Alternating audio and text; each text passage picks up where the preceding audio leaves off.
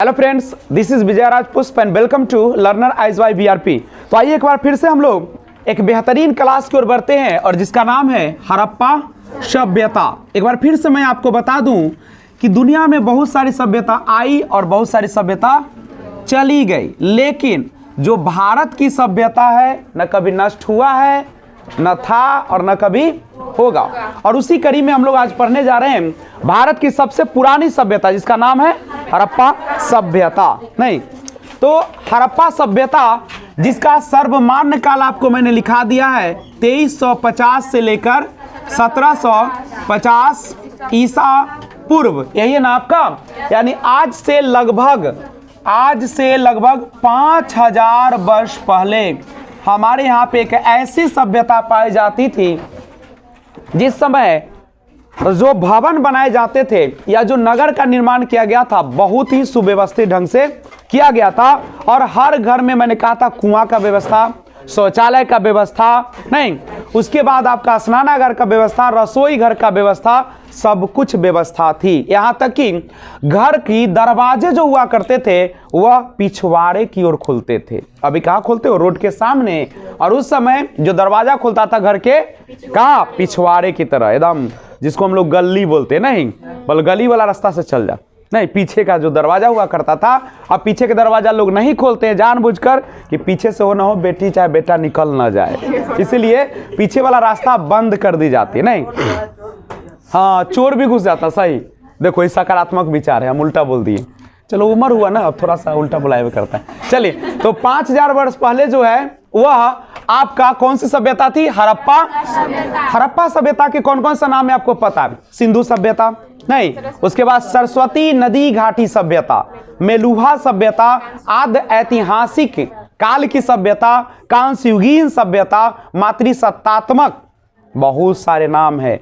रूप एक, नहीं और अच्छा चेहरा एक रूप अनेक, नहीं जैसे एक स्त्री का प्रचार देता है ना, बार बार देखिएगा तो स्त्री में दिखाता है कि नाम क्या कहते हैं, औरत एक है लेकिन नाम उसके क्या है? बहुत है। कोई इसको माँ बुलाती है, कोई इसको भाभी बुलाती है, कोई कुछ बुलाती है, कोई कुछ बुलाती है। नहीं तो ये सारी चीज है, लेकिन शादी से पहले, इसलिए तो बार बार कहता हूं कि अगर शादी से पहले खाली निकला बोलते हैं। मेरे अंकल देख रहे थे वीडियो तो बोल रहे थे शादी तो फिर से बोल देते हैं। चलिए वाह, चलिए थैंक यू उनको। कथी अंकल का नाम? रघुनाथ राय। चलिए रघुनाथ राय जी को बहुत बहुत धन्यवाद। चलिए तो सुनिएगा, कहते हैं कि हड़प्पा सभ्यता, नाम तो सबको याद हो गया होगा, नहीं अब सुनिएगा। अब हम लोगों ने जब देखा कि हड़प्पा सभ्यता, इसके लिए मैं एक कोडिंग बार बार आपको याद दिला रहा हूं जिसका नाम है हरदम। ह से क्या होता है आप सभी को पता है? ह से हड़प्पा सभ्यता, र से रावी नदी के किनारे, द से दयाराम शाहनी और म से पाकिस्तान के मोंटगोमरी जिला में खोज हुआ था। एक बार फिर से जान ले। और ये कब की घटना है? 1921 ईस्वी की बात है। 1921 ईस्वी में हड़प्पा सभ्यता की खोज कर डाला कौन? दयाराम साहनी ने, रावी नदी के किनारे, और जिला था पाकिस्तान का मोंटगोमरी जिला। आप सभी को यह भी अच्छी तरीके से जानकारी होनी चाहिए कि जो हड़प्पा सभ्यता वह 3 देशों में फैला हुआ था, पाकिस्तान, अफगानिस्तान, भारत। अफगानिस्तान, पाकिस्तान, भारत, यही नहीं आपका। टोटल इसका अगर क्षेत्रफल की बात करें तो 12,99,600 वर्ग किलोमीटर में फैला हुआ था। लगभग की बात करें तो लगभग 13 लाख वर्ग किलोमीटर में यह फैला एक शानदार क्षेत्र था। नहीं कोई दिक्कत? उसके बाद अब कहिएगा कि सर कैसे पता चला कि हड़प्पा सभ्यता 2350 से 1750 ईसा पूर्व है? तो इसको पता लगाने के लिए एक विधि का प्रयोग किया गया जिसका नाम है कार्बन 14 विधि। कार्बन 14 विधि। कार्बन 14 विधि के माध्यम से पता चला कि हड़प्पा सभ्यता जो है, जानते हो कितना साल पुराना है? इसके अनुसार 2500 से 1750 ईसा पूर्व। सभी समझा लीजिएगा, चूंकि हड़प्पा सभ्यता का जो पता चला है, कौन चीज से पता चला है? पुरातत्व यानी पुरातात्विक साक्ष्य। अच्छा, पुरातत्व किससे कहते हैं? फिर वही रटंत परिभाषा, पुरातत्व वह विज्ञान है जिसके माध्यम से पृथ्वी के गर्भ में छिपी हुई सामग्रियों की सामग्रियों का खुदाई करके अतीत के लोगों के भौतिक जीवन के बारे में जानकारी प्राप्त होती है, उसी को हम लोग कहते हैं पुरातत्व कहते हैं। नहीं, भारतीय पुरातत्व विभाग की स्थापना कब हुआ था? 1861 ईस्वी में हुआ था। 1861 ईस्वी में हुआ था। किसका खोज? भारतीय पुरातात्विक या भारतीय पुरातत्व विभाग की। कौन किया था? भारतीय। अरे पुरातत्व विभाग की खोज कैसे होगा? वो तो स्थापना की जाती है। जैसे आपके कोचिंग की खोज किसने की? अरे स्थापना होगा, बहुत सारे टीचर मिलके करेंगे। बोले पूजा की खोज किसने की? तब नाम आएगा, उसके मम्मी और पापा ने खोज डाले। नहीं, हम खोज लियो। चलो आगे देखिए। उसके बाद 1784, कब की बात है? 1784 ईस्वी में विलियम जोन्स नामक व्यक्ति ने, समझे, विलियम जोन्स नामक व्यक्ति ने क्या कर दिया? कलकत्ता में एशियाटिक सोसाइटी का स्थापना। बाबू एकदम कॉन्शियस रहो, क्लास एकदम कंटिन्यू है, फिल्म चल रहा है। नहीं तो कलकत्ता में विलियम जोन्स ने स्थापना किया एशियाटिक सोसाइटी। कब किए? याद रखिएगा, 1784। 1784 ईस्वी में विलियम जोन्स नामक व्यक्ति ने कलकत्ता में एशियाटिक सोसाइटी की स्थापना कर डाला। रे क्या दिक्कत है? जय श्री राम। न कैसे कि गेली रहा आम तोरे आ पता चलल कि पत्थरे मार मार कर दोसर के फोड़ कैली। खोदा पहाड़ निकला। जिस उद्देश्य के लिए आए हैं आप लोग, उस उद्देश्य पे रहो। समझ रहे हो? थोड़ा कष्ट भी हो रहा है, आराम से रहो, लेकिन जब पढ़ाई चलने लगे तो डिस्टर्ब नहीं करो, क्योंकि आपका भी डिस्टर्ब, इसमें बहुत महान महान विभूति बैठे हुए। हो सकता है कल ये सब प्रधानमंत्री बने, मुखिया जी बने, नहीं, या हो सकता है आईएएस अफसर बने, कोई देख नहीं है। नसीब याद रखना, नसीब किसका कब बदल जाएगा कोई पता है क्या? लेकिन हम गप में आपका टाइम बर्बाद नहीं करेंगे, क्योंकि टाइम बहुत प्रीशियस है आपका। आइए आगे बढ़ते हैं। चलिए, जैसे एक व्यक्ति था जिसको मैं बार बार नाम लेता हूं, जिसका नाम था sir John Marshall. Sir John Marshall. देखिए, इससे पहले बहुत सारे लोगों ने जमीन को खोदने का काम तो किया और उसे पता भी चला, लेकिन ध्यान नहीं दिया। लेकिन यह महोदय ध्यान दिए और निकल चले। दो व्यक्ति, अकेले जाएंगे डर है, दो व्यक्ति के साथ आए। एक का नाम था दयाराम साहनी और दूसरे व्यक्ति का नाम था राखलदास बनर्जी, जिसका दूसरा नाम है आरडी बनर्जी। बड़ा बेहतरीन काम किए। 1921 ईस्वी में इसने हड़प्पा का खोज कर डाला, हड़प्पा नामक नगर का। और राखलदास बनर्जी ने 1922 ईस्वी में इसका मोहनजोदड़ो का खोज कर डाला। मोहनजोदड़ो का अर्थ होता है मृतकों का टीला, कालीबंगन का अर्थ होता है काले रंग की चूड़िया, और लिपस्टिक के बिना सब अधूरा है। चनहुद्रो से मिला लिपस्टिक, नहीं, यानी कॉस्मेटिक्स आइटम। कॉस्मेटिक्स माने जो भी आपके सुंदरता को बढ़ाने के लिए यूज किए जाते हैं, वो सब कहां से मिला? चनहुद्रा। पीतल की बत्तख भी मिला बाबू, पीतल की बत्तख, बत्तख जानते हो ना, तो पीतल की बत्तख वहां से मिला, चनहुद्रो से। उसके बाद लिपस्टिक मिला, तराजू मिला, बैलगाड़ी मिला। और याद रखिएगा, मोहनजोदड़ो से 128 किलोमीटर की दूरी पर है। मोहनजोदड़ो से, याद रखिएगा, मोहनजोदड़ो से 128 किलोमीटर की दूरी पर उसका नाम है कौन चीज? चनहुद्रो। याद हो गया? अलंकृत हाथी, पीतल की बत्तख, लिपस्टिक, तराजू और बैलगाड़ी, सब मिल गया चनहुद्रो। कहानी को आगे बढ़ाते हैं थोड़ा सा, एक बार फिर से समझ लिया जाए। आप सभी को जैसा कि पता है कि हड़प्पा सभ्यता का विस्तार कैसे था, तो हड़प्पा सभ्यता के ये हमारा उत्तर, ये हमारा दक्षिण, ये हमारा पूर्व और ये हमारा हड़प्पा सभ्यता उत्तर में मांदा से लेकर दक्षिण में दाइमाबाद, पूरब में आलमगीरपुर, पश्चिम में सूतकांगेडोर तक फैला हुआ था। और इसकी आकृति की अगर हम बात करें तो इसकी आकृति जो थी त्रिभुजाकार थी। कैसे आकृति थी? त्रिभुजाकार। क्षेत्रफल कितना था? 13 लाख वर्ग किलोमीटर लगभग। अब उत्तर से दक्षिण की अगर लंबाई की बात करें 1400 किलोमीटर, अगर हम पूर्व से पश्चिम की बात करें 1600 किलोमीटर, और ये तटीय समुद्र से लगा भाग की बात करें 1300 किलोमीटर। कितना लाजवाब इलाके में फैला हुआ एक बेहतरीन सभ्यता। नहीं, पूरी तरीके से पक्की ईंटों से बनी हुई घर, पक्की ईंटों से बनी हुई सड़क, प्लस सड़क के किनारे भोजनालय की भी व्यवस्था, चबूतरे का भी व्यवस्था। नहीं, और लोगों ने सबसे पहले जो अन्न उपजाया हड़प्पा सभ्यता में, उसका नाम था जौ। क्या नाम था? जौ। जौ की गेहूं, सबसे पहले जौ, सबसे पहले जौ, बाद में गेहूं। करेक्ट, याद रखिएगा। और दो मुख्य फसल थी, गेहूं और जौ थी। नहीं, और हड़प्पा सभ्यता में आगे बढ़ जाइए तो आगे आप एक और चीज देख सकते हैं कि इसका जो इस सभ्यता का क्षेत्रफल जो है मिस्र की सभ्यता से 20 गुना ज्यादा।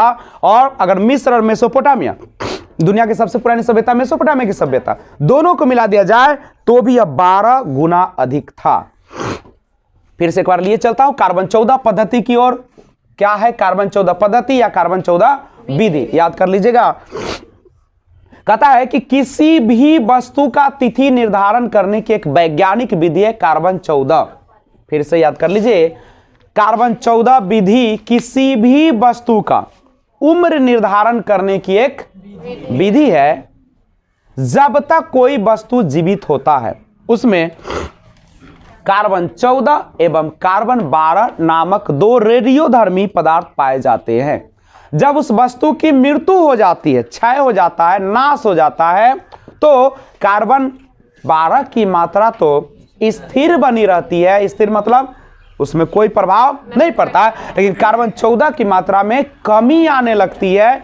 उसी के आधार पर हम किसी भी वस्तु का तिथि निर्धारण करते हैं। और कार्बन 14 की मात्रा में कमी आने की प्रक्रिया को, प्रोसेस को, ठीक है, उसी को हम लोग क्या कहते हैं? रेडियोधर्मिता कहा जाता है। क्या समस्या है? तो अभी तक आपने ये सारा चीज का जानकारी लिया। एक बार फिर से मैं और बता दूं कि हड़प्पा सभ्यता में बहुत सारे नगर खोजे गए। उसमें प्रमुख नगर था मोहनजोदड़ो, जहां से पुजारी का सिर मिला। पुजारी का सिर कहां से मिला? मोहनजोदड़ो। मोहनजोदड़ो, मोहन लड़का है, शादी करेगा कि नहीं करेगा? कहां करेगा भाई? किससे करेगा? लड़की से करेगा तो सिंधु से करेगी। नहीं, तो मोहनजोदड़ो यानी मोहना ने शादी कर लिया सिंधु से। मोहनजोदड़ो जो था, कौन है? बच्ची दिमाग को भटकाने का प्रयास कर रहा है सब हमारा। चलिए, तो याद रखिएगा मोहनजोदड़ो यानी मोहन जो है लड़का, चूंकि लड़का है तो शादी करेगा, तो मोहनजोदड़ो का खोज हुआ सिंधु नदी। मोहन शादी कर लिया सिंधु से। मोहन लड़का है, स्नान भी करेगा। स्नानागार कहां मिला? मोहनजोदड़ो मिला। अन्न भी खाएगा, अन्नागार कहां से मिला? मोहनजोदड़ो से। याद रहेगा, मोहनजोदड़ो की खोज सिंधु नदी के किनारे। स्नानागार कहां पाए गए? मोहनजोदड़ो। अन्नागार कहां पाए गए? मोहनजोदड़ो। हड़प्पा सभ्यता दो भागों में बटा हुआ था, पूर्वी टीला, पश्चिमी टीला। एक था पूर्वी टीला, एक था पश्चिमी टीला। पूर्वी टीला नीची जगह पर था और पश्चिमी टीला ऊंचे स्थल पर था। पूर्वी टीला में सामान्य आदमी था, कृषि करने वाले, व्यापार करने वाले। पश्चिमी टीला पर व्यापार करने वाले नहीं थे, पुरोहित वर्ग थे, उच्च वर्ग के लोग थे। और ये जो था ऊंचाई पर बसा हुआ था, चारों ओर दीवार से घिरा हुआ था। बाहर से पक्की ईंटें, अंदर से कच्ची ईंटें लगी हुई थी। नहीं, और ये है शहर, और चारों ओर से बाउंड्री की किलेबंदी की गई है। इस बेचारे को कोई सुरक्षा नहीं है। ये कृषि करते हैं, खेती करते हैं, कोई हमला करेगा ये मारे जाएंगे, ये नहीं मरेंगे। प्लस बाढ़ आएगा ये डूब जाएंगे, ये नहीं डूबेंगे। लेकिन होनी को कौन रोक सकता है? इनकी सारी दीवार ढह गई, नहीं, खत्म हो गया। और इसमें यानी हड़प्पा सभ्यता दो भागों में बटा था, पूर्वी टीला, पश्चिमी टीला। लेकिन एक और टीला मिला धौलावीरा में जब गए। ये तो मोहनजोदड़ो की बात कर रहे थे। धौलावीरा में दो शहरों में न बटकर ये 3 शहरों में 3 किलो में बटा हुआ था। समझ गए? इसको मध्य टीला कहा गया। करेक्ट है? तो याद रखिएगा, पूछेगा कि हड़प्पा सभ्यता में कौन ऐसा स्थान है जो 3 टीलों में बटा हुआ था, तो बोलिएगा धौलावीरा। कौन सा था? हड़प्पा सभ्यता से कौन कौन नगर मिला, शहर मिला? मोहनजोदड़ो, हड़प्पा, चनहुद्रो, लोथल, कालीबंगन, बनावली। जुबान पे चढ़ जानी चाहिए तभी मेरा नाम होगा ना। कहो कि विजय सर के क्लास, बाप रे टॉपर बनने का ख्वाब दिखाते, तो टॉपर की तरह सुनना भी पड़ेगा। फिर से सुना जाए, हड़प्पा सभ्यता के नगर का नाम पूछेगा तो क्या बोलेगा? मोहनजोदड़ो, हड़प्पा, चनहुदरो, कालीबंगन, लोथल, बनावली। लोथल कहां पे पड़ेगा? गुजरात। लोथल गुजरात में नहीं। और अगर राजस्थान में कौन पड़ेगा? कालीबंगन, कालीबंगा दोनों कुछ हो सकता है। तो कालीबंगन जो है राजस्थान में, लोथल कहां पड़ेगा? गुजरात में पड़ेगा। कोई दिक्कत है? फिर से पीछे से एक बार लिए चलता हूं। हड़प्पा सभ्यता, सिंधु घाटी सभ्यता को हड़प्पा सभ्यता क्यों कहा जाता? सिंधु घाटी सभ्यता को हड़प्पा सभ्यता क्यों कहा जाता है? तो लिखेगा कि सिंधु घाटी सभ्यता में सबसे पहले जिस स्थल की खुदाई हुई थी, जिस स्थल का खोज हुआ था, वह था हड़प्पा नामक नगर, इसलिए सिंधु घाटी सभ्यता को हड़प्पा सभ्यता। क्वेश्चन उलट दो, हड़प्पा सभ्यता को सिंधु घाटी सभ्यता क्यों कहते हैं? तो हड़प्पा नगर के या हड़प्पा सभ्यता के अधिकांश स्थल सिंधु नदी के आसपास फैले हुए मिले, इसलिए हड़प्पा सभ्यता को सिंधु घाटी सभ्यता कहते हैं। हड़प्पा सभ्यता को सरस्वती नदी घाटी सभ्यता क्यों कहते हैं? तो सुनिएगा, ये है में हमारी माँ गंगा। ये कौन है? माँ गंगा। ये कौन है? सरस्वती नहीं है, सरस्वती है, ये सिंधु। ये पंजाब का क्षेत्र है। यहाँ पे नक्शा देख सकते हो, इसको नहीं दिखा सकते हैं। चलो सुन लो, यहाँ पे ये है हमारी माँ गंगा और ये है हमारी माँ ये हमारी सिंधु माँ नहीं। और इन दोनों के बीच में एक नदी बहती है जो अब शायद विलुप्त हो गई है नहीं। और चूंकि इस जगह को जब खोजा गया तो पता चला कि इसकी भी रहन सहन, खान पान, सारा बर्तन उर्तन जो है सब किसकी तरह है? सिंधु घाटी या हड़प्पा सभ्यता की ही तरह है। इसीलिए कहा गया अच्छा ये हो अपने जाति हो, सरस्वती नदी घाटी सभ्यता। जैसे अगर हम लोग चले जाए दिल्ली, अब बिहार वाला कोई मिले, तू बिहारी क्यों? हाँ अच्छा, हमू बिहारी, तू बिहारी, चल ठीक है, जय जय श्री राम, दिखा देंगे, अब दिल्ली वाला के हिला देंगे। ऐसे ना बोलता है। जैसे मेला में जाते हो, मान लो कि सैदपुर बहसी की बहसी सैदपुर हो, हाँ, तो बहसी सैदपुर के माने मिल गए, चले हमारे बेटिया चली गई, गई अब बेटवो गया और दोनों मिल गए, बाप रे अपने गांव के है दोनों, ले बोला अब दिखा दे मेला में तमाशा नहीं। तो ये चीज होती है, जब अपने लोग मिलते हैं तो खुशियां क्या होती है? ज्यादा मिलते हैं। लेकिन कब इसका वैल्यू पता तब चलता है जब आप दूर होते हैं। इसलिए फिर से बिना शादी के तो सब अधूरा है नहीं। आप सुन लो बच्चे लोग, जैसे अगर कोई व्यक्ति शादी करता है तो कितना खुश रहता है ना, लगता है बात करो तो लगेगा कि आसमान तोड़ के एकदम बुझाई छे छप्पर फाड़ उड़ का एकेदा शादी का भाग बुझते की करते ना। लेकिन जब शादियां हो जाती है, एक साल बाद मिलते हैं, मुंह लटका हुआ है, लड़का छिछिया रहा है, घरे फोन आ रहा है, आओ ना जल्दी ना, भग अभी हम आती दोस्त के साथ। अरे पहले शादी होले तो दिन भर कहते रहे कि ना अभी न जाबू ना, अब की हो गए। कहने का मतलब है कि लोग थोड़ा सा गलती करते कि शादी करने के बाद पत्नी को 3 महीना ही रहना चाहिए साथ में, फिर 2-3 महीना कहीं घुमंतरा मारती हो, माने चली जाती नहीं। क्या कि अगर दूरियां होती है ना तब लोग याद आते हैं नहीं। अब जैसे आप लोग सामने तो उतना याद नहीं आता है, चलो ठीक है, हाँ पूजा है, संध्या है, सब है यहाँ पे, कोई टेंशन नहीं है, अभिलेष सुरेश जी सब है यहाँ। लेकिन जब चले जाते हैं, जाने वाले रहते हैं, तब ना गाना आता है वो जाने वाले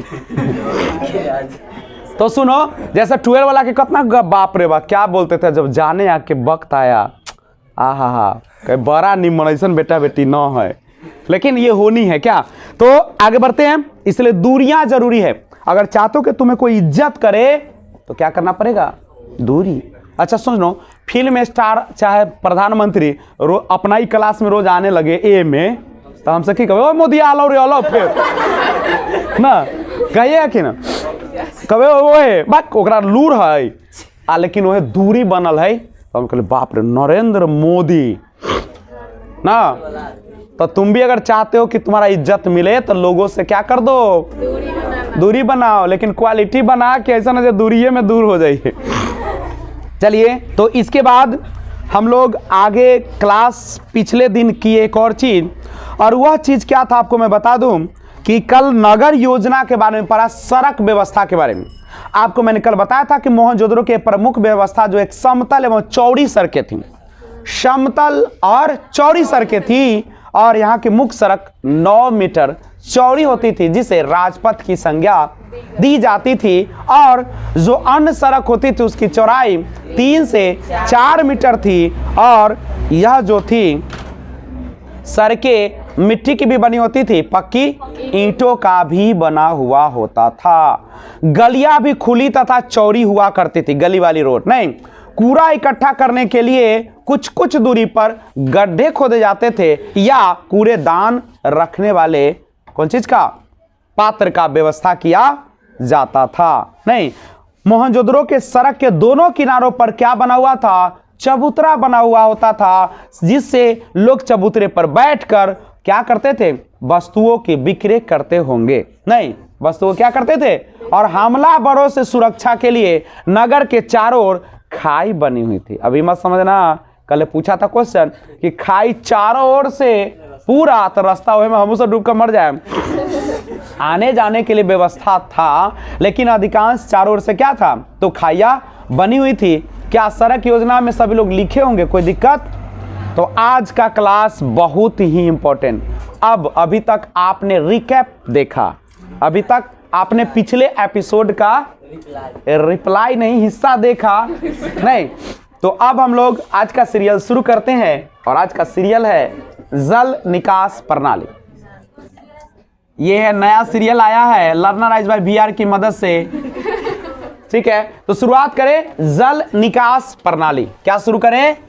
जल निकास प्रणाली। नाम से ही लग रहा है जल, जल माने पानी, न तो कहो वाटर।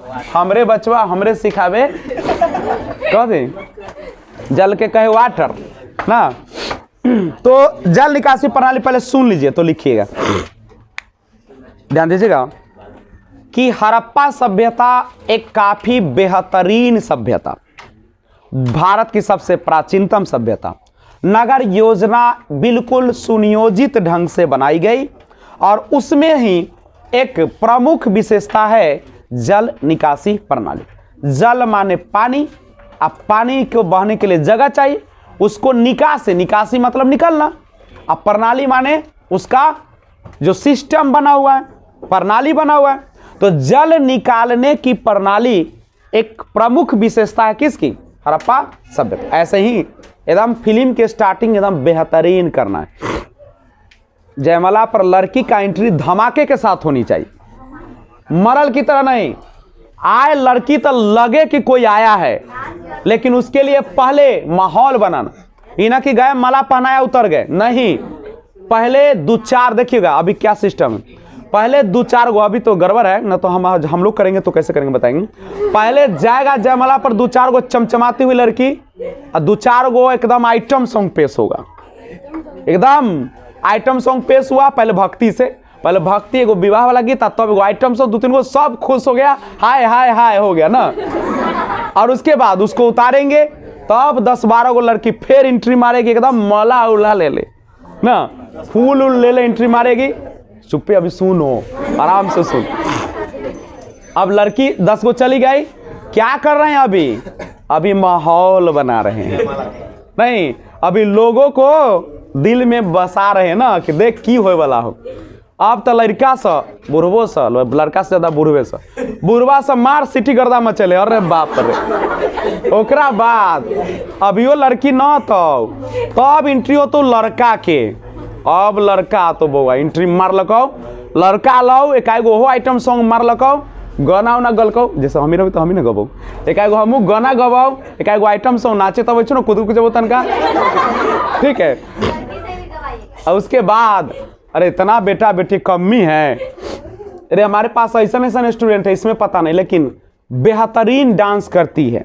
अभी जो 12 में गई है पास होके, और उससे पहले वाली लड़की लाजवाब डांस दिखाएंगे कभी, ठीक है। मैं तो देखा हूँ करती है अभी भी। उसमें गायक भी है, संगम में सब बहुत लाजवाब गायक है। नहीं एहो में सब है, लेकिन अभी नहीं दिखेगा। अभी नहीं तो चुपे रहो, छुपे ले रहो। वो कब निकलेगा पता है? अंत समय आया तो कह गए कि हम चलते। जब अंत आने लगता है ना, विदाई से पहले 1 महीना पहले हमको सब पता हो जाता है, धमाका नहीं तो वो होगा। और तब बाबू अभी वो लड़की न होता, लड़की के एंट्री इतना आसानी से न होता ना। अब कौन आता रे भाई, तो लड़की के बहन के पहले एंट्री मरवाओ। चल मतलब देख, अब लोग अंदाज लगाती कि अच्छा बहन ऐसा नहीं तो ना, भाई बहन दोनों के एंट्री मरवा दे रो, तब ठीक रहता। दोनों आ गए भाई बहन, अब लगते कि अच्छा ऐसने लड़की होगी, क्योंकि बहन तन का रूप मिलवे करते। अब सोच भाई अभी लड़की आ जातो न, तो अभी लड़की अब ओकर माय बाप तो बउआ रे। तब उसके बाद लड़की का धमाका के साथ एंट्री होगा, एकदम लाइट रहतो चकाचौंध वाला, जादू वाला। जादू में देखियो लाइट गजब की लाइट रहती है। अरे बाप रे। और एक के बार क्यों तो जाना चाहिए, लड़की होने से आता हो लाइट खट सिंक बंद हो जातो, दम अंधकार। और ओकरा बाद एक दार डीजे लाइट के गर्दा मस्त हो, एकदम चमचमाए तो लड़की बुझाएबे न करतो, इतना चमक रहतो। अब ना कहो, अब बचा ले लो। चल आगे क्या होता है जानना चाहते हो तो पहले लर्नर VRP को सब्सक्राइब करें। नहीं चलिए तो आइए अब बढ़ते हैं जल निकासी प्रणाली। जाना है तो सब्सक्राइब करो, तब बात करेंगे। हाँ, जल निकासी प्रणाली देखते हैं, शुरुआत करें।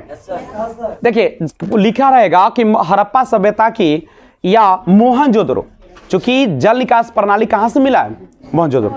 आप लिखेगा कि मोहनजोदड़ो में अनेक नहीं नगर थे, लेकिन उसमें से एक प्रमुख विशेषता मोहनजोदड़ो की है, वो है जल निकास प्रणाली। जल निकासी, यहाँ के अधिकांश भवनों में निजी कुआं माने अपना कुआं, समझ रहे हो ना सभी लोग। नए पुराने सभी लोगों को स्वागत है, आराम से पढ़िए, कहीं भी दिक्कत होती है बोले हमसे पूछे। तो कहता है कि जो मोहनजोदड़ो था वहां पे अधिकांश जो भवन थे अपना उसका निजी कुआं हुआ करता था, और स्नानागार, कुआं पानी के लिए, स्नानागार स्नान करने के लिए, और भवन के कमरे, रसोई, स्नानागार, शौचालय आदि सभी का पानी भवन की छोटियों नालियों से, यानी छोटी नाली से निकलकर गली की नाली में आता था। याद कर लीजिएगा कि भवन के कमरे में क्या होते थे, रसोई घर, स्नानागार, शौचालय, और सभी का पानी भवन की छोटी नालियों से निकलकर कहां जाता था, गली की नाली में जाता था। और गली की नाली को मुख्य सड़क के दोनों ओर बनी नालियों को पत्थर अथवा शिलाओं द्वारा ढका जाता था। नालियों की सफाई और कूड़ा करकट को निकालने के लिए बीच बीच में मोखे माने मैन होल समझते हो, बड़का ऐसे रहते छेद अंदर ला, और ऊपर से सिलाप रखल तो हटा कर सफाई हो छे। तो नालियों की सफाई और कूड़ा करकट को निकालने के लिए बीच बीच में मैन होल बनाए गए थे, और नालियों को इस प्रकार की अद्भुत विशेषता किसी अन्य समकालीन नगर में देखने को नहीं मिलती है। तो अभी आप रूबरू हो रहे थे जल निकासी प्रणाली, बिल्कुल आसान है, फिर से सुन लो। आप लिखेगा, शुरुआत इस तरीके से करिएगा कि मोहनजोदड़ो, कौन जोदड़ो, मोहनजोदड़ो के नगर नियोजन की एक प्रमुख विशेषता यहां की जल निकासी प्रणाली। जल निकासी प्रणाली यानी मोहनजोदड़ो में या हड़प्पा सभ्यता में प्रत्येक घर में रसोई घर, उसके बाद स्नानागार और कुआं हुआ करता था, और उस कुएं के पानी निकलने के लिए या उस रसोई घर या स्नानागार का पानी, गंदी पानी निकलने के लिए नालियों का व्यवस्था था, जो कि गली में जाकर मिलता था। कहां पे मिलता था, और वह गली वाली नाली मुख्य सड़क में के किनारे में दोनों तरफ बनी नालियों से मिला करते। देखो याद कर लो, फिर से सुन लो। मोहनजोदड़ो में नगर जो है, मोहनजोदड़ो नगर, उसकी अनेक विशेषताएं है, लेकिन उनमें से एक प्रमुख विशेषता है जल निकासी प्रणाली। वहां पे बेहतरीन जल निकासी प्रणाली का व्यवस्था था, और इसके लिए नालियों का व्यवस्था था। नालियां चूंकि प्रत्येक घर में रसोई घर, स्नानागार और कुआं होता था और उस गंदी पानी को निकलने के लिए घर से एक नाली गली की नाली में जाकर मिलती थी और घर की गली की नाली जो थी वह मुख्य सड़क राजपथ वाली बड़का 9 मीटर चौड़ी वाली समतल चौड़ी सड़क के किनार में जो नालियां बनी हुई थी उससे जाकर यह नाली मिलती थी और वह कूड़ा कचरा जो था शहर से दूर जाकर गिरती थी। करेक्ट है, शहर में नहीं, शहर से दूर जाकर गिरती थी और नालियों की सफाई का उत्तम व्यवस्था भी था। यहां तक कि बहुत सारे नालियों में मैन होल बने हुए थे ताकि उसकी साफ सफाई हो सके। समझे? क्या समझे? अगर जल निकासी प्रणाली पर लिखना हो तो क्या आप नहीं लिख पाएंगे? और नालियों को ढका गया था कौन चीज से? पत्थरों या सिलापों से। क्या कोई दिक्कत है? लिख डालिएगा। तो एक बार फिर से देखते हैं। जल निकासी प्रणाली मोहनजोदड़ो की बात करें, क्योंकि जल निकासी प्रणाली अधिकांश कहां से मिला है? मोहनजोदड़ो। या हड़प्पा भी लिख दोगे तो कोई दिक्कत? तो लिखेंगे कि जल निकासी प्रणाली जो था मोहनजोदड़ो की अनेक विशेषताओं में से एक विशेषता थी। और आप लिखेंगे कि जल निकासी प्रणाली का वहां उत्तम व्यवस्था था जो कि नालियों के माध्यम से घर की पानियों को बाहर किया जाता था, गंदे पानियों को। और हर घर में, फिर से याद करो, हर घर में कुआं, स्नानागार, रसोई घर का उत्तम व्यवस्था था और जिसकी गंदी पानियां निकलने के लिए एक नाली का व्यवस्था था जो कि गली वाली नाली में जाकर मिलती थी। और गली वाली नाली मुख्य सड़क के में जाकर मिल जाती थी और वो सारी गंदी पानी शहर से दूर जाकर गिरती थी। और उस नाली की सफाई के लिए मैन होल का व्यवस्था था जिसे आसानी से साफ किया जा सकता है। और नालियों को पत्थरों या सिलापों के माध्यम से ढका गया था। क्या कोई दिक्कत? फिर से पढ़ दें? जो भी यूट्यूब पे रहते हैं कृपया वहां से भी आंसर। और याद क्या है? तो ऐसे ही याद है, कुछ है। और सबसे बड़ी विशेषता थी कि नालियां न केवल ईंटों और पत्थरों का था बल्कि लकड़ियों का भी कुछ नालियां बनी हुई थी। जी, लकड़ी का नाले नहीं, कौन चीज का नाले? लकड़ी का नाले। एक बार अच्छा से सुन लीजिए, बहुत इंपॉर्टेंट है बाबू। सड़क व्यवस्था, जल निकासी प्रणाली, स्नानागार, अन्नागार, ईंट, ये सारा क्वेश्चन पूछे जाते हैं। तो आइए देखते हैं एक बार फिर से। जल निकासी प्रणाली मोहनजोदड़ो के नगर नियोजन की एक और प्रमुख विशेषता यहाँ की प्रभावशाली जल निकास प्रणाली थी। यहाँ के अधिकांश भवनों में निजी कुआं और स्नानागार होते थे। निजी माने अपना।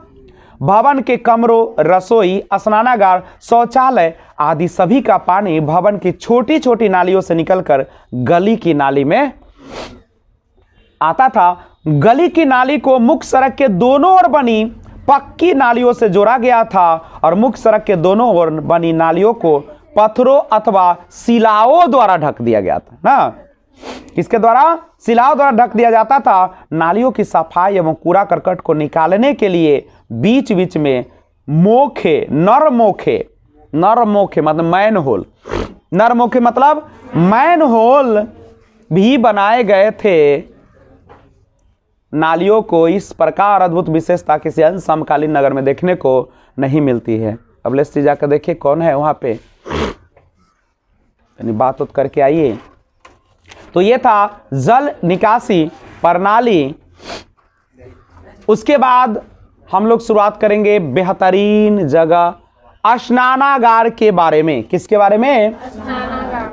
चलिए, इसके लिए हम लोग बोलते हैं स्नानागार। नहीं तो जल निकास प्रणाली के बाद शुरुआत करेंगे स्नानागार। स्नान माने नहाना, अगार माने घर ना, स्नान करने का घर, स्नाना। कितना लाजवाब जिंदगी जी रहा है बाबू, सब तनी सोचो। स्नानागार कहां से मिले हैं? मोहनजोदड़ो से मिले। मोहनजोदड़ो कहां से मिले हैं? हड़प्पा सभ्यता से मिले। हड़प्पा सभ्यता कहां से मिले हैं? तो पाकिस्तान, अफगानिस्तान, भारत। याद हमरा न दिलाना कि पहले सर अफगानिस्तान, तब पाकिस्तान, तब भारत। और 3 गो देश में मिला है, कनू से कनू बोलो। नहीं, अफगानिस्तान, पाकिस्तान, भारत, यही ना। तो क्या करें, चले स्नान करने। अब शिवरात्रि भी आने वाला है, ठंडा लग रहा है ना, आखिरी गंगा जी के भीड़ में जाएगी, बुढ़िया सके देखना कुदुक जाता थोड़ा सा जवान तुम लोग हो, लेकिन वहां पे कुदुक जाते हो। तू कह बाप रे ठंडा, बुढ़िया ठंडा, भगवान के नाम पे बोल ठंडा, अखने में बता दे लोग एकदम जतवा बस निहा हुआ आप रे आप पुतवा आप तोरा मनले रहियो ना, और कूद जाएगा। अब करते हैं शुरुआत स्नानागार। क्या बात करें, ध्यान दीजिएगा स्नानागार के बारे में। देखिएगा, कहता कि मोहनजोदड़ो का एक प्रमुख सार्वजनिक स्थल है। सार्वजनिक स्थल माने क्या होता है, जो कि सब उसका यूज करे, वही ना हो। तो मोहनजोदड़ो का एक प्रमुख सार्वजनिक स्थल है, यहां का विशाल दुर्ग में स्थित, दुर्ग माने किला, किला माने घेराबंदी, उसका नाम क्या है, स्नानागार। कोई दिक्कत है तो बोलो, ठीक है। और इसकी यह जो था, याद रखिएगा 39-23-8 याद कर लेना, 39-23-8 क्या है ये समझो। 39 फीट लंबा, 39 फीट 23 फुट चौड़ा, 8 फुट गहरा। फिर से सुन लो, ठीक है। ये है हमारा स्नानागार। ये क्या है हमारा, चारों ओर से चबूतरा, समझे। और ध्यान दीजिए, एक है उत्तर दक्षिण, एक है पूर्व पश्चिम, समझ रहे बात को। उत्तर दक्षिण करने का पता है, ऊपर उत्तर, नीचे उसे ऊपर उसे उत्तर, ऐसे कहिए नी से नीचे या नी से दक्षिण। तो ये है आपका उत्तर, ये होता है दक्षिण, और दाहिना साइड होता है पूर्व, और बायां साइड होता है पश्चिम। अब देखो, ये जो है पूरा याद रखना है, 39-23-8, लंबाई 39 फुट, चौड़ाई 23 फुट, गहराई 8 फुट, सब फुटे हैं, समझे। यही याद रखना, 39-23-8, 39-23-8। देखिए, इसमें दो भाग था, एक था आंतरिक भाग और एक था बाहरी भाग। पूरे की हम बात कर रहे हैं, लंबाई 39 3 पर 9 39 फुट, चौड़ाई 23 फुट, और गहराई 8 फुट। अब कहूँ गहरा कैसे हम दिखा दें, कैसे गहरा होते। चलिए, अब इतने नहीं था बाबू, इसमें नहाने के लिए उतरना भी तो पड़ेगा, ऐसी ना उतर जाएगा, उतरता हो कथी से उतर लो, खटिया नहीं समझना, ठीक है। अभी रुकना, देखो ना। अब देखो, करने से सीढ़ी है, उत्तर और सीढ़ी, यह इतने नहीं, बगल में बना हुआ था कुआं। क्या बना हुआ था, इसी कुआं से पानी, एक नाली बनी हुई थी, जिस नाली के माध्यम से में जाता था, और एक और नाली था जिससे पानी, गंदा पानी, गंदा पहले उपछैया होते रहे, गंदा पानी, दो नालियां थी, एक नाली से गंदी पानी बाहर निकलती थी और एक नाली से गंदी साफ पानी अंदर जाती थी। चल गया पानी, इतने पर आराम नहीं करता था ये, सही सही बोल रही है मधु। बगल में इसके बना हुआ था बेहतरीन कमरा, समझे, इतना सुंदर कमरा कि आराम से आप रात में सो सकते थे। और कितना सुरक्षित, देखो अभी वाला नो, जैसे उस दिन हम राजगीर गए, हमारा तो आंख मुनवा दिया, अरे बुढ़िया तो बुढ़िया, कुमरको से कुमरकियो सा, हमरा तो देखने आंखवा ऐसे करे, लेकिन करू से की करू, जन्ने जाओ तने ओहे नजर आवे। अरे ये की बात, अरे ऐसे तो कोई देख लेते तो हल्ला मचा देते, हुआ निहाइया खूब मजा में कूद कहियो, हम कहले बाप रे बाप। कपड़ा भी सामने ही बदल लेती थी, लड़की सा ना उतना ना सोचिए, बुढ़िया सा, उतना लड़की बेवकूफ नहीं होती है। बाबू रे उद्दृश्य कहले भाग रे जल्दी भाग पहाड़ पर। तब हम लोग पहाड़ पर चढ़े, क्या कि उस दिन गए तो भी दिन ऐसा था, हमको क्या पता कैसन वाला दृश्य मिले। रविदास जयंती था उस दिन, और पता ना सारे औरतें और सभी और कोई था जयंती। खूब स्नान चला तो गंगा जी ने भरल हुआ, हम कहे कि यहाँ भरल हुआ तो खाली होते। खूब भरल, वीडियो नहीं बनाए, कम बनाए ना, ठीक बात नहीं है। कहेगा सर जी ये वीडियो बना दिए, देखे तो नहली हमसे न कि हमरा से निहा के देखबै छन। चलिए सब पानी उनी छीटा, गर्म पानी, गर्म कुंड है, ठंडा कुंड है। देखो आज की सभ्यता, सामने कपड़ा चेंज हो रहा है, शर्म वरम नहीं है। अब यहां देखो बना हुआ है कमरा, स्नान करने के बाद कपड़े बदलने के लिए रूम बनी हुई है, समझे? तनी मनी ना बहुत रूम है, आराम से सिंगल सिंगल जाइए, एकदम लॉक लगाइए, किल्ली लगाइए, बस कपड़े चेंज करिए, मेकअप वेकअप करिए, तो बस फिर निकलिए, स्नान करिए, आराम से मेकअप रूम, धूप उप है तो उसमें छांव में रहिए। लेकिन यह जो कुआं था बाबू सार्वजनिक कुआं था। ये उपयोग कब होता, सॉरी कुआं बोले, स्नानागार था। ये कब यूज होता था? तो जब कोई सार्वजनिक त्योहार, मतलब पूरे एक त्योहार जब मनाया जाता था, जैसे गंगा स्नान था भी है ना, तो उस सार्वजनिक तौर पर इस कुएं स्नानागार का उपयोग किया जाता था, और जिसमें शायद गांव की सारी महिलाएं आकर उसमें स्नान करती थी, और ये मुख्य रूप से सार्वजनिक तौर पे बनाई गई थी। अब थोड़ा सा और अच्छा से इसको जानिए, क्योंकि अब लिखना पड़ेगा। देखिएगा सबसे पहले कि मोहनजोदड़ो का एक प्रमुख स्थल है जिसका नाम है स्नानागार। यह स्नानागार 39 फीट लंबा, 44 फुट 23 फुट चौड़ा और 8 फुट गहरा।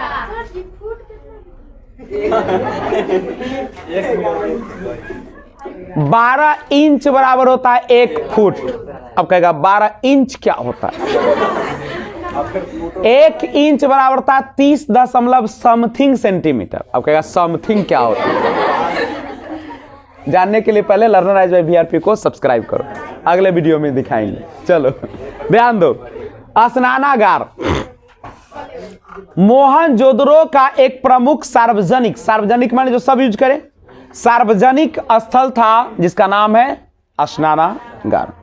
स्नानागार के जो भाग थे 2 पार्टों में बटा हुआ था, आंतरिक भाग, बाहरी भाग, आंतरिक भाग, बाहरी भाग, ठीक है। तो पूरे का जो लंबाई था 3 पर 9 39 फुट और 2 पर 3 23 फुट और गहराई कितना था 8 फुट। उसके बाद इस स्नानागार के उत्तर और दक्षिण में चढ़ने उतरने के लिए सीढ़ियों का उत्तम प्रबंध किया गया था, और पानी निकल देखिए, और कुएं का भी व्यवस्था था। गंदे पानी निकलने के लिए एक नाली और साफ पानी कुआं से जाने के लिए दूसरी नालियों का व्यवस्था किया गया था। कोई दिक्कत है? स्नानागार का जो फर्श था, फर्श वो पक्की ईंटों से बना था, ठीक है। कहा जाता है कि इस विशाल स्नानागार का उपयोग अनुष्ठानिक स्नान समझते हो? अनुष्ठानिक स्नान का मतलब होता है कि कोई जब पर्व त्योहार आते थे जिसमें इसका उपयोग किया जाता। अनुष्ठान माने क्या? धार्मिक उत्सव। तो अनुष्ठानिक स्नान हेतु होगा, और स्नानागार के चारों ओर कमरे और बरामदे थे। कमरा भी था, बरामदा समझते हो? घर में बरामदा वो सारा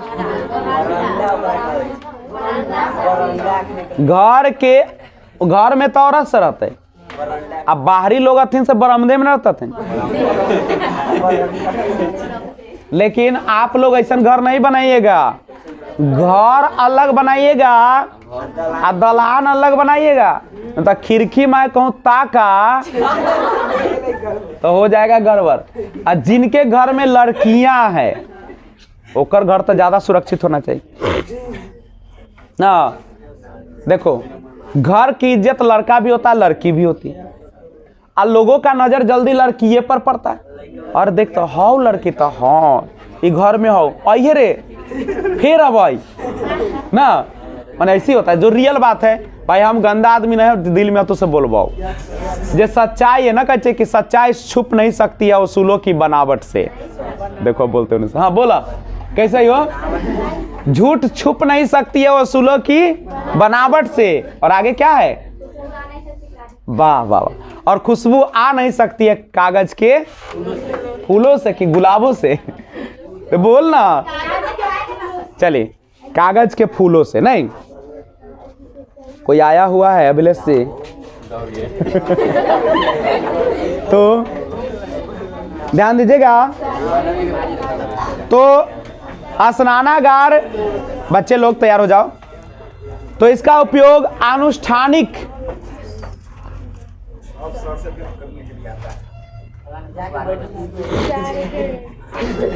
तो कहा ना कि हम ही तो सर नैका हम ही तो बहाल क्या चाहिए बोलिए।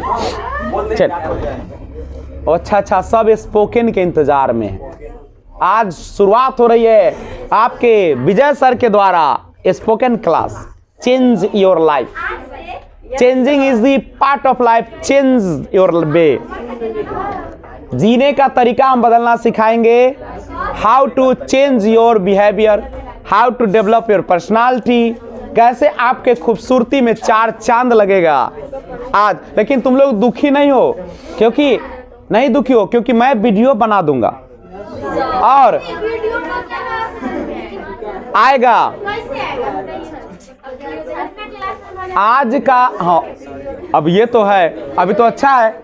अरे यही बतवा तो बोल रहे थे कि नहीं झूठ छुप नहीं सकती वो उसूलों के बनावट से, और सुगंध आ नहीं सकती है कागज के फूलों से। यही ना बोले, सही बात है। क्लास का मजा कुछ और है। चलिए, लेकिन YouTube पर भी मैं कोशिश करता हूं कि आपको पूरी वही मनोरंजन दूं जो क्लास में मिलती है। नहीं इसलिए देखो कहीं काटकुट नहीं कर रहे हैं, सब बात चल रहा है में, घर से लेके जयमाला से लेके पूरा राजगीर तक ला। और सुन लो एक बार फिर सूचना दे दूं, पढ़ाई तो होती रहेगी। नहीं सुन लीजिए, कल बुधवार है और कल मैं फिर जा रहा हूं पटना का चिड़ियाघर देखने। और सुन लो, अगर तुम लोग पटना का चिड़ियाघर नहीं गए हो तो अच्छी बात है, तो मैं कोशिश करूंगा कि उसका पूरा वीडियो बना दे। सुन लो, अच्छा सुनो, अरे वहां भी जाइएगा तो वही पिंजरा में बंद पक्षियां चिड़िया देखिएगा। अगर पूरा वीडियो बना देंगे ना तो आप घर बैठे ही सबका। और मैं कल कोशिश कर रहा हूं कि सुबह 6 बजे निकलूं। शायद चिड़ियाघर 8 बजे के आसपास खुलती है, हमको याद भी नहीं है, 8 बजे। तो 6 बजे यहाँ से जाएंगे, तनका एकदम हम माहौल बनाएंगे स्टेज का, ठीक है। इन्ने उन्ने के ताल्लुक फरमा का फोटो लेंगे, ठीक है। और उसके बाद एंट्री मारेंगे और 2 गो है मोबाइल, एगो कैमरा अपना रहेगा, तो कैमरा से खाली फोटो खिंचाएगा। ऐसे रहता हो देख लेते, बहुत सा देख लेते, ऐसे रहता हूँ हाथ ऐसे हो, माने होते रहता हूँ रिकॉर्डिंग, आने सब फोटो खिंचवा रहो ऐसे ना। अब वीडियो पूरा रिकॉर्ड, एंट्री मारेंगे, मेरा मोबाइल तब तक बंद नहीं करेंगे जब तक ये ऑफ ना हो जाए। जैसे ही ऊपर का ई जिससे आप वीडियो रिकॉर्डिंग हो रही है वो ऑफ होगा तो फिर ई चला चालू होगा, फिर ई चलते लगातार, एक बैटरी डाउन नहीं होगा। ये रात कर देते ना, जब चिड़ियाघर बंद होने वाला तभी तो निकलेंगे, निकलवे नहीं करेंगे, पैसा वसूल के आएंगे ठीक है, नहीं निकलेंगे। 8 बजे एंट्री मारेंगे, एकदम मोबाइल तो कोई रहेगा नहीं, कोई नहीं रहेगा। पूरा चिड़ियाघर के वीडियो न बना लिए, ठीक है। लेकिन एगो बात तो याद रखो, सोची हुई बातें तो रावण की पूरी नहीं हुई चलिए, राम का भी पूरा नहीं हुआ, रावण का भी नहीं हुआ, सीता जी का भी नहीं हुआ, किसी का। हम इसलिए घमंड नहीं करते, हे भगवान ना। आप सही सलामत ही हमें। चलिए आगे बढ़े। एक बार फिर से देखो, मैं आराम से इसलिए पढ़ा रहा हूं चूंकि स्नानागार, सड़क व्यवस्था, जल निकासी प्रणाली, बाबू वीवीआई क्वेश्चन है, हर बार पूछी जाती है। और मेरा स्टूडेंट इतिहास में हाहाकार नहीं मचाता है, एकदम जब जाता है तो सामने वाला के अंदर डर पैदा कर देता। बाप रे, ये कहां से पढ़ कर सवाल देखो आप फाड़ले धोके ना। बाबू इतिहास में मेरा पढ़ाया हुआ बच्चा 90 नंबर तक लाता है और 50 में 50 आते हैं। अब याद रख लिया। और आप ही लोग जाइएगा और इस बार तो बवाल मचेगा क्योंकि इस बार पूरा पढ़ाई चल रहा है। अगर आपके साथ कुछ बुरा नहीं हुआ और मैं अगर आपके साथ रह जाऊंगा जनवरी तक, क्योंकि दिन किसी का कोई देख का प्रिया जी, जैसे प्रिया जी का दिन देखो गायब हो गई 1 सप्ताह के लिए ना। अरे आदमी के तो 1 मिनट में प्राण चल जाए, 1 सप्ताह कोचिंग छोड़ के भाग गए। चलिए लेकिन ठीक है, देर आया दुरुस्त आया। आगे बढ़ते हैं। स्नानागार के बारे में एक बार फिर से सुनिए, लास्ट बार दिमाग में बैठा लो। मोहनजोदड़ो का एक प्रमुख सार्वजनिक स्थल है। सार्वजनिक माने जो सब उपयोग करता है। कौन है? स्नानागार। और यह 2 भागों में बटा हुआ था। सुनो बच्चे, बेटी संध्या, यह 2 भागों में बटा हुआ था, आंतरिक भाग, बाहरी भाग। तो इसकी जो लंबाई थी 39 फुट, चौड़ाई 23 फुट और गहराई लंबाई 39 फुट, 23 फुट चौड़ाई, 8 फुट गहराई थी नहीं। और इसमें उतरने के लिए उत्तर एवं दक्षिण दिशा में सीढ़ियां बनी हुई थी और स्नानागार का फर्श जो था पक्की ईंटों का बना हुआ था। और शायद यह स्नानागार सार्वजनिक तौर पर आनुष्ठानिक स्नान हेतु प्रयोग में लाया जाता। अगर आनुष्ठानिक याद नहीं रहेगा तो ये क्या लाइन लिखेगा, सार्वजनिक तौर पर इसका धार्मिक उत्सवों पर इसका उपयोग किया जाता था। और स्नानागार के चारों ओर, हम तो एक क्यों ना बनाए हैं, चारों ओर से क्या बना हुआ था, बरामदे और कमरे बने हुए थे। स्नानागार से जल निकास की भी व्यवस्था थी। स्वच्छ पानी को एक कुएं द्वारा स्नानागार में लाया जाता था और यह स्नानागार तत्कालीन उन्नत तकनीक का परिचायक है। और गंदे पानी निकलने के लिए एक और नालियों का व्यवस्था किया गया। तो याद इसमें क्या करना है, सबसे पहले कि मोहनजोदड़ो में एक बेहतरीन भवन या बोल सकते स्नानागार था जिसका नाम था विशाल स्नानागार। देखिएगा कि मोहनजोदड़ो में एक विशाल इमारत बनी हुई थी जो कि सार्वजनिक तौर पर प्रयोग में लाई जाती थी, विशाल स्नानागार। याद रहेगा? इतना टेन हम देहात में रहे वाला। बोलिए ऐसे कि मोहनजोदड़ो में अनेक इमारत मिली है लेकिन उनमें से एक प्रमुख है विशाल स्नानागार। विशाल स्नानागार का उपयोग सार्वजनिक तौर पर किया जाता था और यह 2 भागों में बटा हुआ था, आंतरिक भाग, बाह्य भाग। इसकी पूरी लंबाई 39 फुट, चौड़ाई 23 फुट, गहराई 8 फुट थी। और इसमें उतरने के लिए उत्तर और दक्षिण दिशाओं में सीढ़ियां बनी हुई थी। कुएं का व्यवस्था था जो कि पानी नालियों के माध्यम से इस स्नानागार में जाता था। और इस स्नानागार के चारों ओर बरामदे बने हुए थे, कमरे बने हुए थे नहीं। और शायद इसका उपयोग सार्वजनिक तौर पर धार्मिक उत्सवों या अनुष्ठानिक स्नान के लिए उपयोग में लाया जाता था। और इसी के साथ आपका स्नानागार क्या हो गया, क्षमा, याद हो गया। तो आप क्या करेंगे, एक छोटा सा हिंट सा लिखना तो आपको पड़ेगा। तो कुछ वर्ड है, आप सिंपल सा लंबाई, चौड़ाई और गहराई लिख लीजिए और यहाँ पे अनुष्ठानिक स्नान लिख लीजिए और छोड़ दीजिए। क्या कोई दिक्कत? क्योंकि घर पे जाके आपको क्या हो जाएगा, भूल जाइएगा। नहीं, मैं लिखा नहीं सकता हूं, ये मेरी नियति कहो चाहे बदकिस्मती कहो, लेकिन याद रखना याद वही आते हैं जो दूर चले जाते हैं। जब मैं लिखा दूंगा तो मैं याद ही नहीं आऊंगा, और जब मैं नहीं लिखाऊंगा तो पल पल याद आऊंगा कि सर क्या बोले थे, तनी याद करो। और वैसे भी आप अपना लिखेंगे तो सदा के लिए हो जाएगा नहीं। जैसे अपने गेहूं रोप कर सेवा करके जब लाओगे ना अन्न को, बड़ी प्यार से उसको रखोगे, और जब खरीद के लाओगे तो 10 को गिरिएगा, गिरे दहे ना जाए दहे ना। तो जब मेहनत करता है ना लोग, जैसे तुम खुद रोपोगे और खुद उसको काटोगे और खुद ओसौनी करोगे, तब एगो बीज गिरेगा ना, तब पूरा खून गिरेगा तुम्हारा। ये फसल नहीं है, किसान का बेटा और बेटी है। तन किसी के फसल जो रोपा होगा तनका छू कर देखे लगतो कर प्राण उड़ गए बेटा बेटी लेखा नहीं। आ दोसर के तार नोच न रे नोच, एक आई छरपान गैया लेखा कूदियो जो घोड़वा लेखा ना बोल आते तार नहीं बोलू तो देख के नहीं। बात है जैसे होता क्या ना कि एक दिन छू दिए तले हमरा गरसा ले ले तो रुक बेटा अब तोरा कूदा। एक दिन भोर में उठ कर कूदल है, गोरबा कूदले है, ये क्यों अभी न गड़ियले है खूब मुस्कुराया। वो दिन कहला रहा ना, आई देखो धरा जते तो अलग बात है, मरिए जते तो की करबो के। तो जल्दी करिए। अब 2 चीज और पढ़ाना है, एक अन्नागार और एक ईंट पढ़ाना है। अन्नागार ईंट पढ़ेंगे। और अच्छी चैप्टर है। इस चैप्टर को मैं पढ़ाने में 3 महीना लगाता हूं, लेकिन आप अच्छे नसीब वाले हैं, शायद 1.5 महीना में खत्म हो, 1 महीना में खत्म हो जाएगा। 1 महीना तो पुरा लिए हम लोग, बहुत जल्द खत्म हो जाएगा।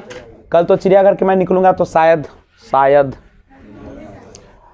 आप भी चलिएगा, लेकिन मैं तो जा रहा हूं थोड़ा सा 2 गाड़ी से 1 गाड़ी से, तो कैसे ले जाए अस्का को। अस्का के लिए टिकट बुक रखेंगे, फिर जाएगा तो उसमें चलेंगे। रविवार को जा रहे हैं फिर राजगीर इस रविवार को फिर निकल रहे हैं राजगीर के टूर पर, फिर वीडियो बनेगी। इस बार तनी और बढ़िया से वो दे दिए बकलोलवा के, तनी बकलोलबे लेखा बना दिया वीडियो। अपने बनाएंगे ना ऐसे करके एकदम अच्छा से, वो हाली ऐसे आँख हड़ता ही हो ऐसे से वीडियो चिलमिला आ जाते। हम अपने बनाते, मैं बनाता हूँ तो आराम से बनाता हूँ वीडियो, आराम से। आँख हो आँख ना खुद काट दिल के रियल में डाल दे के तनी मजा तो देखे में खूब सब बोले कि वो देखने में मजा आता है, लेकिन अच्छा लगता है। जाकर वहां जाओगे ना उससे अच्छा वीडियो लगता है, मजा। लेकिन देख लोगे तो तनी और याद आता है। अगर नोट हो गया तो हम आगे बढ़ेंगे। यूट्यूब वाला कह रहा होगा कि क्या कर रहे हैं सर, बहुत टाइम पास करते हैं आप। भले इतनों का फास्टिंग होता है, लेकिन क्या करोगे बच्चे, जिंदगी का नाम है जीना। 24 घंटा सूत रहोगे तो कोई अफसोस नहीं, लेकिन 2 मिनट ज्यादा बोल दिए तो बड़ा खराब लगता है। चलिए इसके लिए माफी चाहता हूं। तो बात करें हो अन्नागार के बारे में। अन्नागार शुरुआत की जाए। अन्नागार अन्न का घर। अन्नागार तुम लोग रखते हो कोठी, अब टीन वाला खरीद लेते हो नहीं, माटी वाला कोठ। सोचो वो कैसन वाला होगा, कैसन घून आ कैसन रोग लगता होगा बेचार, तब भी लोग रखते थे। लेकिन जब अन्नागार की बात आई है तो सुनो, मैं तो देखा हूं राजगीर में गया तो ऐसे बना हुआ था हो अन्नागार। एने था भबके वाला, ऐसे बनल, ऐसी है अन्नागार। ये मिल रहा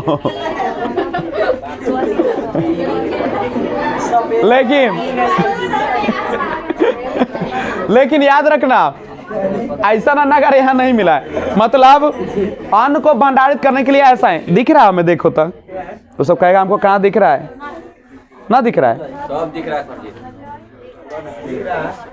ये फोटोवा नहीं दिख रहा है? चल ये सब दिख रहा है नहीं सर? समझ जाते क्या इसने वाला इन्ने होता है। चल आगे देखो। तो अब अन्नागार की बात करें, ये मैं देख कर आया हूं राजगीर से, इसीलिए नालंदा से। ये जब नालंदा म्यूजियम में मैंने प्रवेश किया, लॉजिकल, तो उसी में हमको मिला। अरे मैं इतना बार न चला गया कि मुझे एक एक चीज वहां का पता है, सट सब दिखा देते हैं। चलो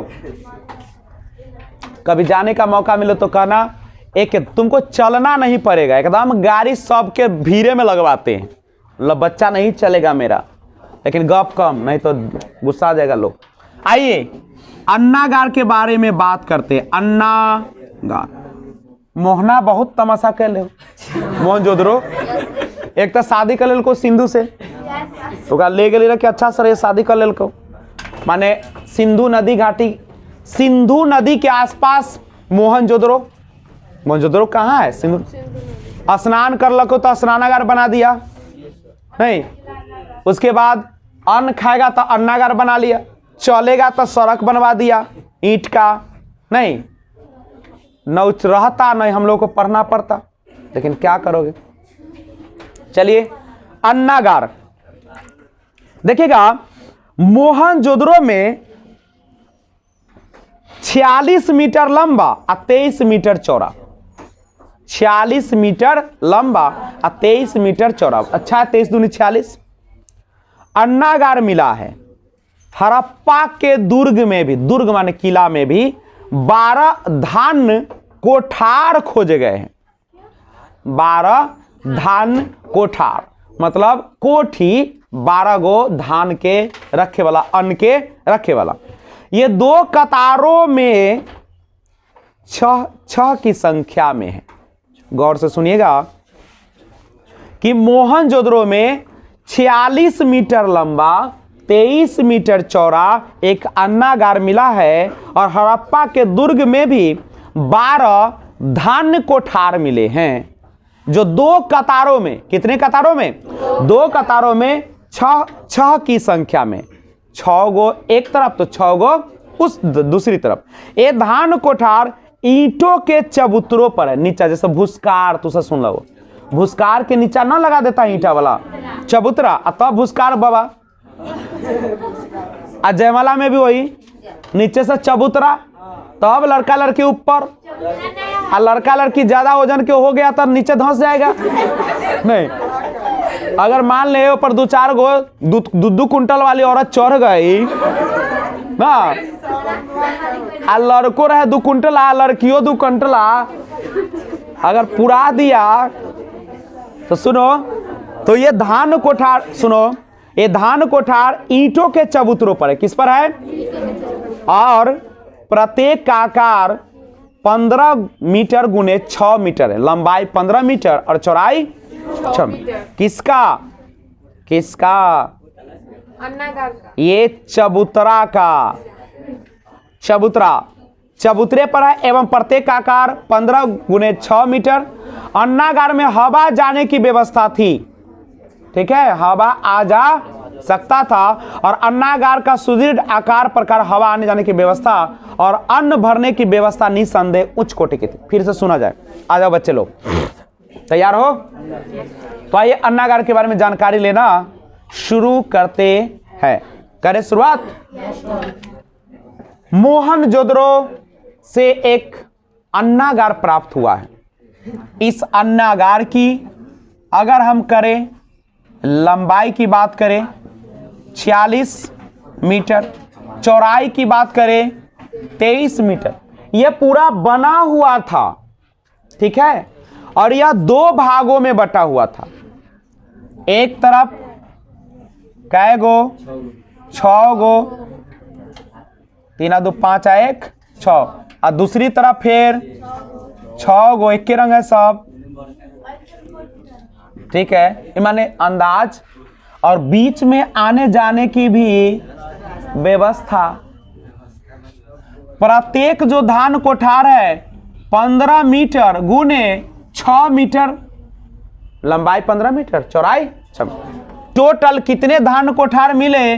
12 धान कोठार मिले, जो दो कतारों में एक तरफ 6 और दूसरी तरफ 6, एक तरफ 6 धान कोठार और दूसरी तरफ 6 धान कोठार मिले। कोई याद कर रहा है ना?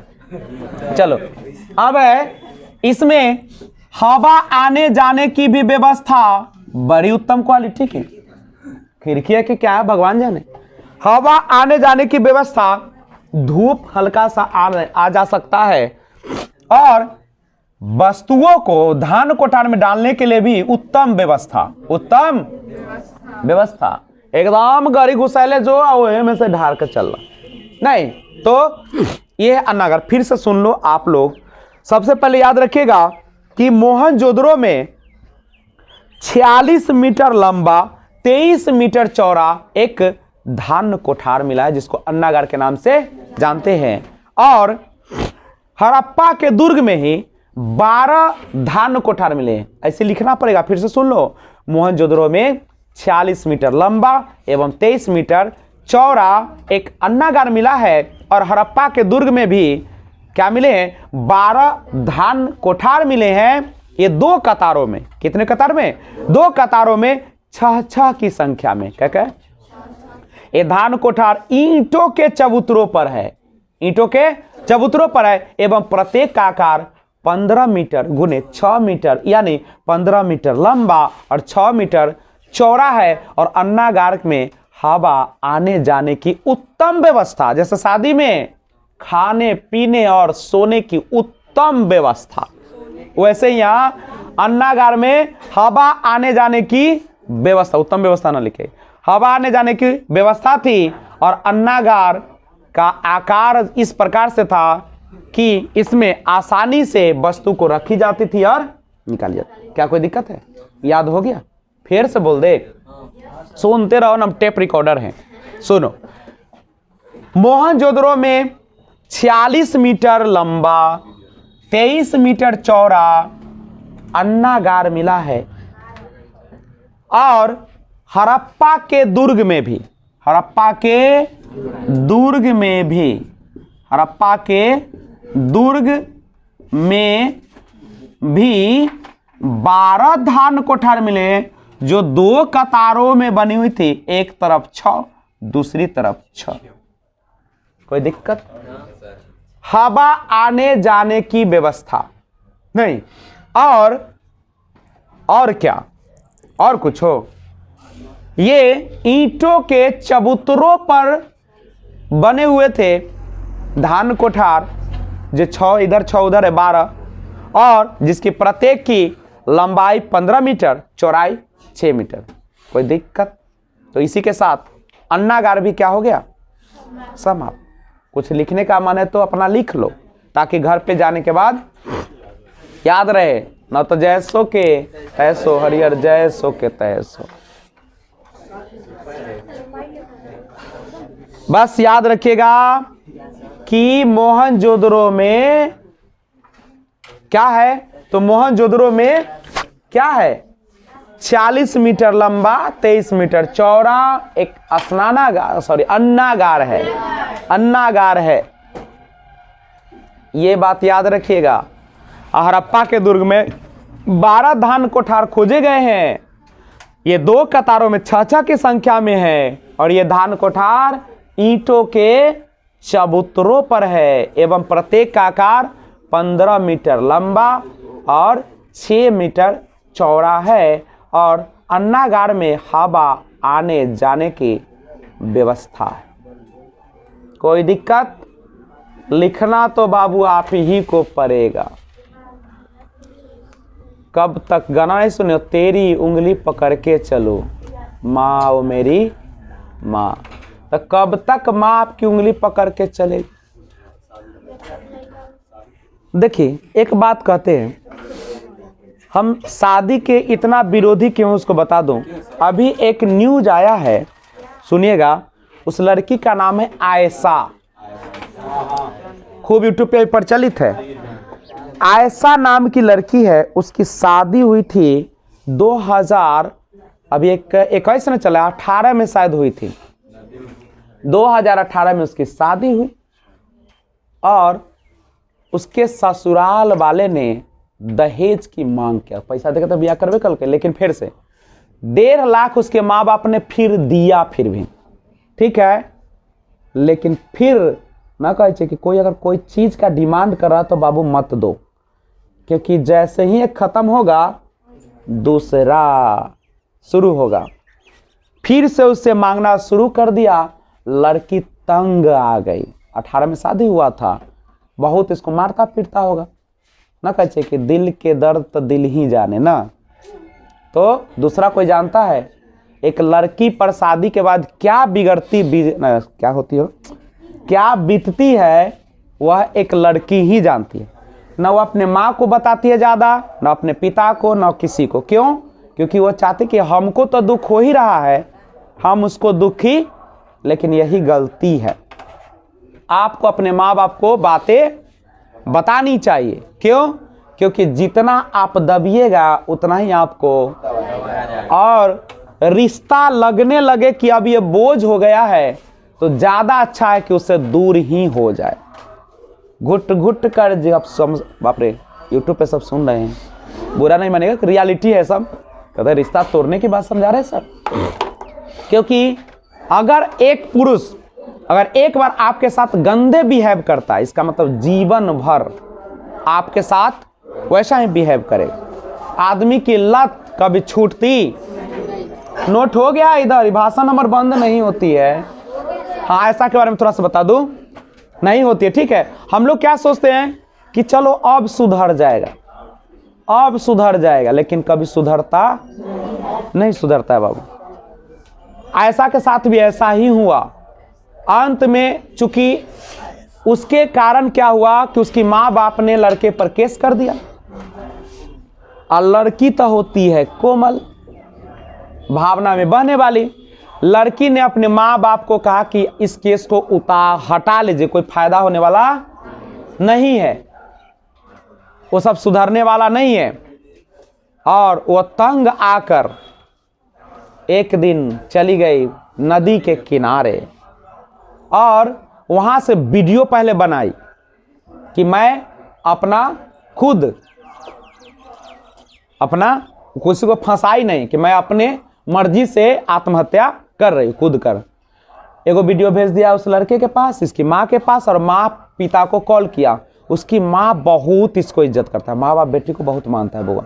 अभी भले ही गाली देती होगी, लेकिन जब यहाँ कोचिंग में रख लेंगे ना 4 घंटा, अगर बाप रे प्राण उड़े लगता हो कि हमार बाप रे दिल के टुकड़ी के सर जी कहाँ रख ले हतन।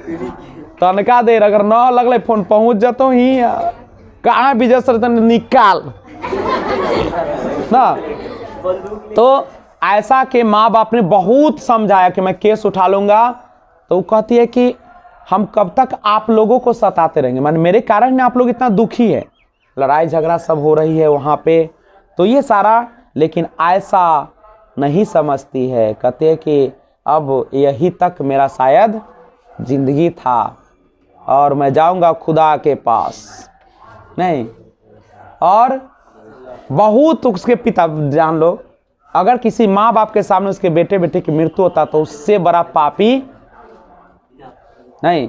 इसलिए हम कहते हैं 25 से पहले शादी नहीं करना, क्योंकि शादी के बाद सब वही है, ऊपर से बड़ा चिकन निम्न बा। शादी से पहले फोन पर रात भर, हाँ बहुत अच्छा, कथी चाहिए तो एगो हार भेजू ना तो ठीक है, एगो ड्रेस भेजू ना, हाँ सब गुलामी, चॉकलेट भेजे ना, वो जो डेरी मिल्क वाला आया है 2000 वाला, ओहो पहुँचल है, आती तनी मिले के मंदे आइए ना, तो बस 12 बजे रात में चल रहा है।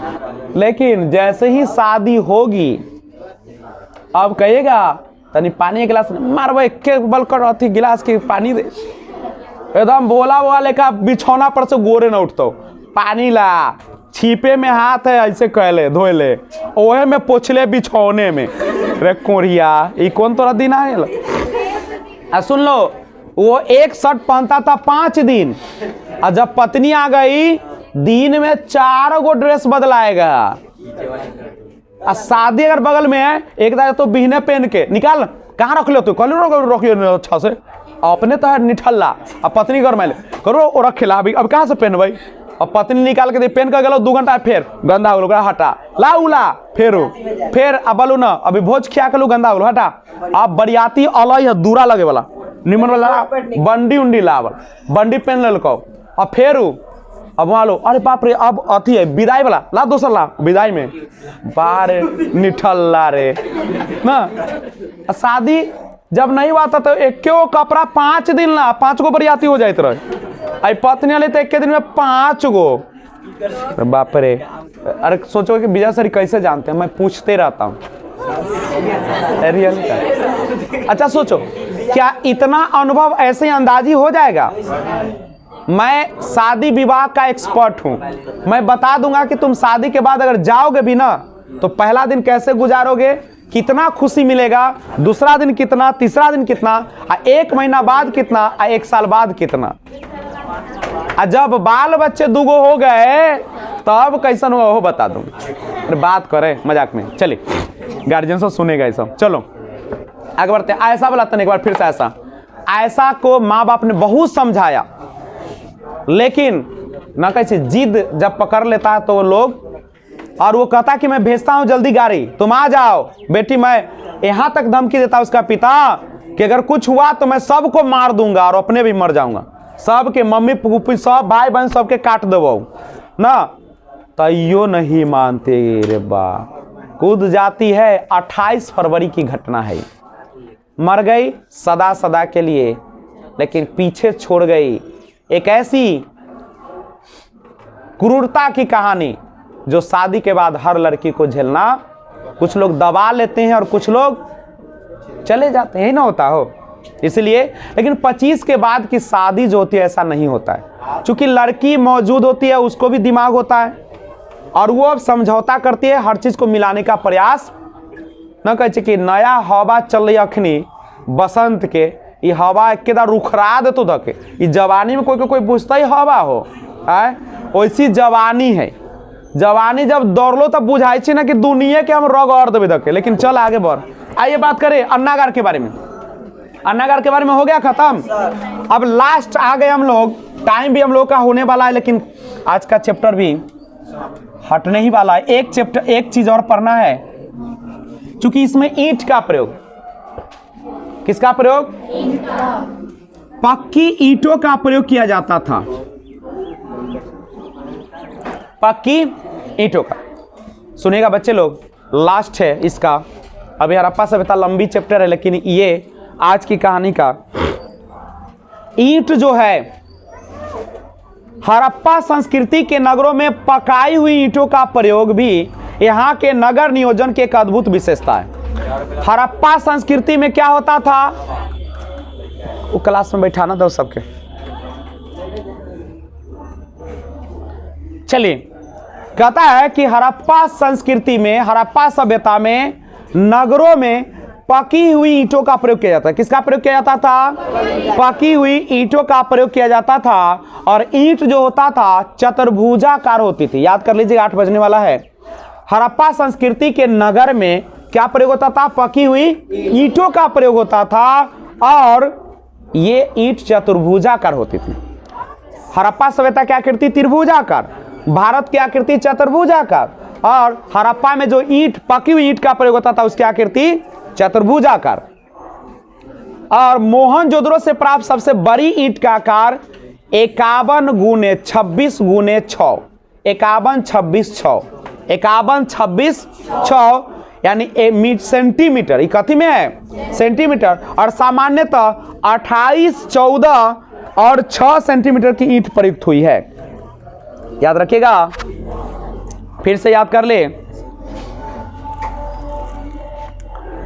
कहता कि हड़प्पा सभ्यता में नगरों में, जो नगर था, भवन जो बनाया जाता था, वो किस चीज का बनाया जाता था, पकी हुई ईंटों का बनाया जाता था। और ईंट की आकृति कैसे होती थी बाबू लोग, चतुर्भुजाकार होती थी। ईंट की आकृति चतुर्भुजाकार होती थी। और मोहनजोदड़ो से जो मिला है सबसे बड़ी ईंट, कहां से मिला है, मोहनजोदड़ो से जो सबसे बड़ी ईंट मिला है उसका लंबाई 51.56 सेंटीमीटर में हुआ करता था। सब में सीएम लिख लेना, ठीक है।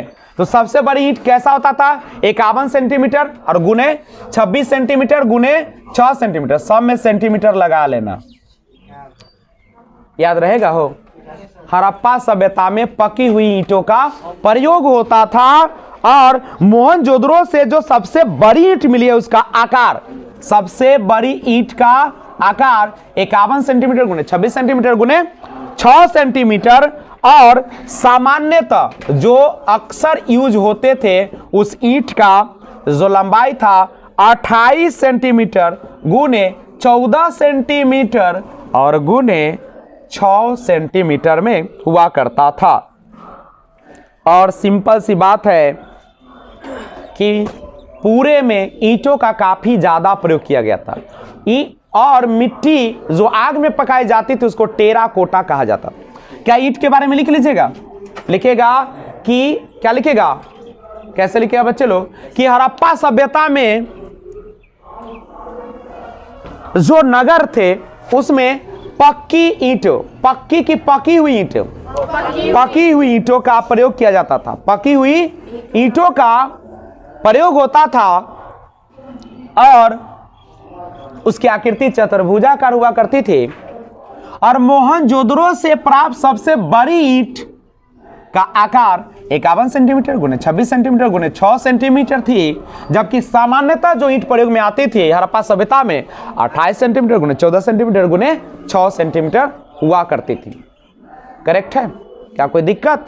ईंट के बारे में लिख दीजिएगा, बोलो बच्चे लोग।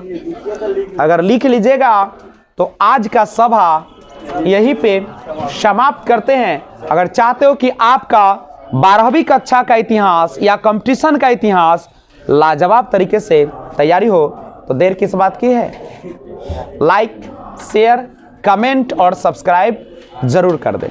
तो मिले फिर एक और वीडियो के साथ, तब तक take care, bye bye, thanks for watching, keep watching. जय हिंद, जय भारत।